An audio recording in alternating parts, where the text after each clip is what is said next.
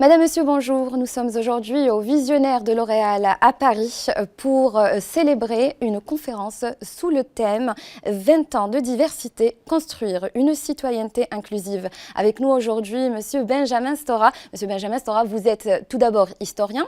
Vous avez notamment travaillé sur le dossier de la mémoire et puis vous êtes également le président de l'Observatoire de la diversité. Pourquoi la question de la diversité aujourd'hui est plus importante que jamais? Eh bien parce qu'en France, la question de la diversité n'est pas simplement un objectif à atteindre un jour, mais elle est effective, elle se manifeste sous nos yeux. Mais le problème, c'est qu'elle reste invisibilisée, dans l'invisibilité, pardon. C'est-à-dire qu'à la fois, il y a dans la société française une très très grande diversité, mais qui n'a pas de représentation culturelle, politique ou économique suffisamment forte, ce qui fait qu'on a le sentiment que les minorités, en particulier ce qu'on appelle entre guillemets les minorités, ne sont pas représentées. L'objectif de cet observatoire, de ce nouvel observatoire, c'est d'essayer de valoriser précisément toutes les entreprises qui fonctionnent autour de la reconnaissance de cette diversité.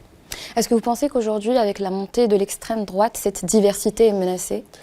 Elle est menacée à titre sur des personnes en particulier, c'est-à-dire sur la mise à l'écart, disons, de personnes, par exemple dans des instances politiques, culturelles, médiatiques, économiques, bien sûr, qui visent, disons, à donner l'image, disons, d'une société homogène, entre guillemets blanche, c'est-à-dire qui ne respecte pas ce qui se passe dans la société réelle. Une sous-représentativité peut-être de certaines tranches de la société? D'où le fait de la nécessité effectivement de combattre pour la pluralité de la représentation de cette diversité qui est effectivement menacée parce que certaines personnes ne veulent pas entendre parler de diversité. Pour eux, c'est synonyme d'éclatement de la nation, c'est synonyme de peur, de menace contre un ennemi extérieur qui serait l'étranger, l'autre, celui qui est différent. D'ailleurs, c'est en partie ce qui a amené à une crise politique actuelle entre l'Algérie et la France. D'ailleurs, vous aviez qualifié sur un plateau télé cette crise de pire crise depuis celle de 1971. Oui, il y a effectivement une crise qui existe entre les deux pays. Nous le savons, il y a eu plusieurs fois des crises entre l'Algérie et la France. Je ne vais pas ici toutes les énumérer, bien entendu. La plus importante récemment, enfin, c'était celle de 1971, au moment de la nationalisation des hydrocarbures. Mais celle-ci, disons, est, à mon sens, peut-être la plus importante et la plus grave, parce qu'il s'agit d'une rupture de confiance qui existe entre les deux pays. C'est ça le grand problème. Comment rétablir cette confiance selon vous? À travers des excuses telles que mentionnées dans votre rapport de 2021? On pourrait rétablir cette confiance déjà en effectivement revenant à la question de la mémoire, la question de la réparation, l'application d'un certain nombre de recommandations que j'avais préconisées effectivement dans mon rapport, mais aussi il y a un certain nombre de questions très politiques, c'est-à-dire la question du Sahara occidental. Ce n'est pas simplement la question de la mémoire, parce que la question politique est venue percuter le travail sur la mémoire qui avait commencé, parce qu'on l'oublie trop souvent, mais il y avait eu, avant ce gel, disons, entre les deux pays, la mise en place d'une commission mixte qui a fonctionné, qui s'est réunie 5 fois. 5 historiens français, 5 historiens algériens, c'est considérable. Vous étiez d'ailleurs président de la partie française. De la partie française, M. Zeridi était le président de la partie algérienne et qui s'est réuni en Algérie et en France. Donc ce travail, contrairement à ce qui a été dit, où on disait, enfin j'entends souvent en France, l'Algérie n'a pas tendu la main, n'a pas répondu. C'est ce que j'entends. En fait, non, puisqu'il y a eu effectivement cette commission qui a existé. Donc elle s'est réunie. Nous avons même été à Alger aux archives nationales algériennes. Donc on a pu les voir, les visiter. On a bien sûr été au musée national du Moudjahid. Bon, ça c'est bien sûr. Celui de l'armée, bien entendu. Nous sommes allés dans la ville de Constantine, qui est la ville de ma naissance d'ailleurs. Donc il y avait toute une activité. Le problème, c'est que cette activité historique et mémorielle a été perturbée par des considérations très strictement politiques, alors que il avait été indiqué dans la déclaration d'Alger entre les deux présidents français et algériens, Abdelmajid Tebboune, il y avait été dit de mettre à l'écart, de protéger, disons, le travail historien par rapport aux influences politiques. Eh bien, malheureusement, ça a été très difficile. Donc il va falloir effectivement retrouver cette confiance qui permettrait, pourquoi pas, une remise sur le chantier, encore une fois, mémoriel, sur les graves questions qui touchent naturellement à l'histoire entre l'Algérie et la France. D'ailleurs, justement, vous avez évoqué le sujet du Sahara occidental. Pourquoi ce revirement? Est-ce que c'est en partie à cause de la montée de la droite dure, qui, elle, est pro-monarchie marocaine? Moi, je pense effectivement qu'il y a une fraction dans la société française qui a toujours été en faveur de la monarchie marocaine, depuis toujours, depuis très longtemps, depuis plusieurs années, qui a toujours manifesté ce penchant sur la question du Sahara en particulier. Donc oui, il y a eu, je pense, des pressions. Je pense qu'il y a des groupes qui existent, qui fonctionnent, qui sont très influents à l'intérieur de la société française à travers des chaînes de télévision, des médias qui sont très puissants en France aujourd'hui, beaucoup plus qu'auparavant.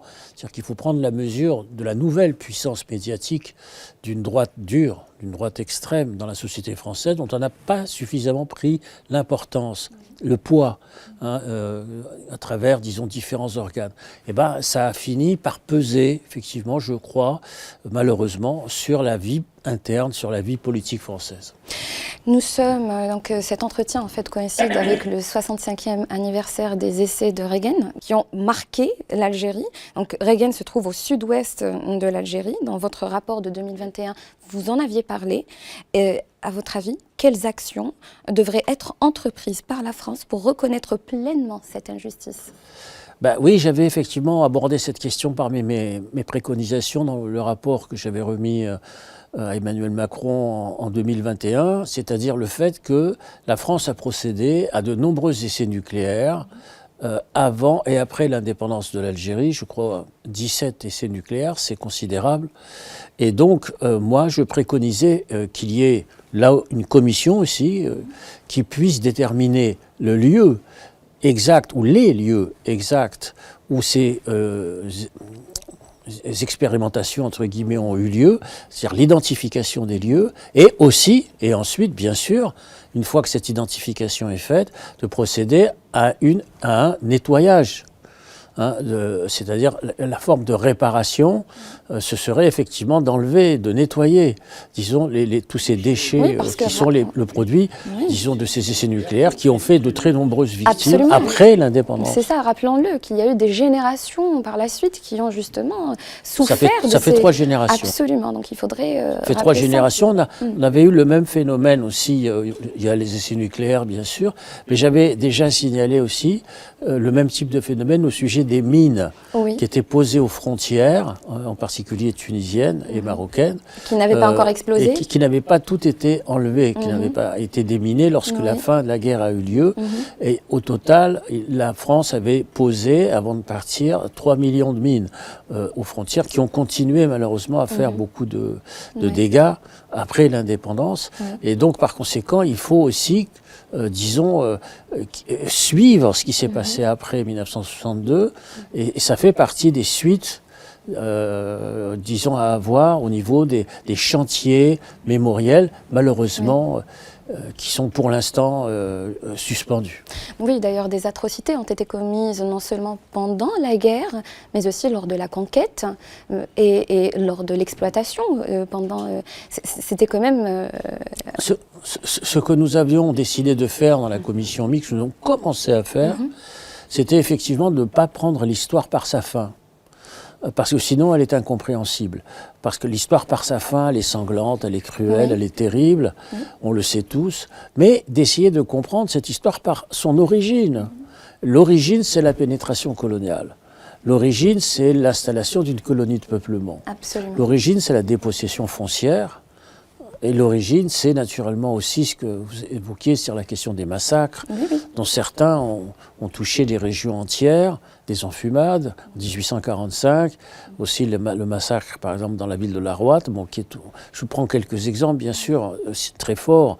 Hein, il y a eu la prise de Constantine aussi, qui a été extraordinairement violente en 1837.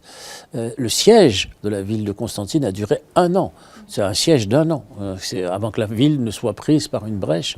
Ça a été quelque chose d'absolument terrible. Et d'ailleurs, sur toutes ces atrocités de conquête qui ont duré longtemps, on en trouve trace dans les mémoires des officiers français de la conquête. Par exemple, il y a un livre qui s'appelle « L'honneur perdu de Saint-Arnaud » qui avait été fait par François Maspero, qui était un grand éditeur français, d'ailleurs, du temps de la guerre d'indépendance algérienne, et qui a sorti un livre qui prend précisément toutes les lettres de Saint-Arnaud et qui raconte la campagne livrée pendant la conquête coloniale, et là c'est absolument terrible. Donc le travail des historiens, c'est de porter à la connaissance du grand public, des deux sociétés, ce qu'a été cette histoire. Parce que les gens ne connaissent pas cette histoire. Absolument. Sinon on ne comprend pas l'opposition, les problèmes de mémoire, Oui. de transmission difficile, de blessures non cicatrisées. On ne peut pas l'effacer, ça. Je ne dis pas qu'il faut vivre tout le temps dedans, bien sûr, mais il faut la comprendre, il faut la connaître. Et c'était ça le début du travail que nous avions commencé par le 19e siècle. C'est ça, et ne pas parler uniquement de la guerre d'Algérie, voilà. mais commencer à partir de 1830. Voilà, de 1830 jusqu'en 1881, c'est-à-dire les 50 années de la conquête, qui a été très longue, ce qu'on pourrait presque dire la première guerre d'Algérie, en fait. D'ailleurs, justement, il y a tout récemment Marine Le Pen qui a déclaré sur un plateau TV que qualifier ce qui s'est passé en Algérie de drame était exagéré. Il s'agit là d'un sérieux révisionnisme historique, n'est-ce pas?